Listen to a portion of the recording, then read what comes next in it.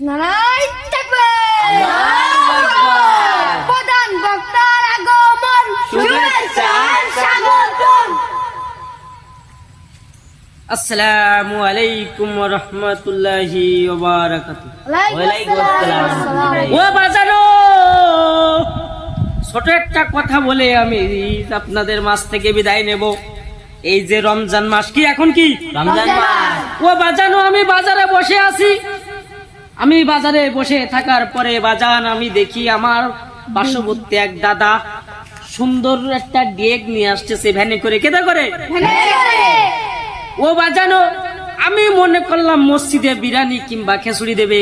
কি দেবে? বিরিয়ানি।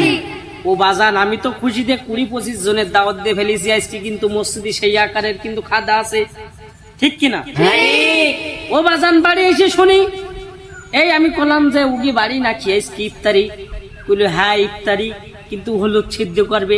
আমি বললাম তুই কি করলি? ভাত বলে এক ডেক নিয়ে এসে হলুদ ছিদ্র করতি, একটু সহ্য করে বাড়া যায় আপনারা? আমি মনে করলাম ওরা ইফতারি দেবে বিরিয়ানি কিংবা তেহারি। উনি করিস কি শালা জাত, ওই ডেক আনি সারা মানুষের সামনে দে ওই হলদি সিদ্ধ করিছে। একই ঠিক কাজ করিস আমার?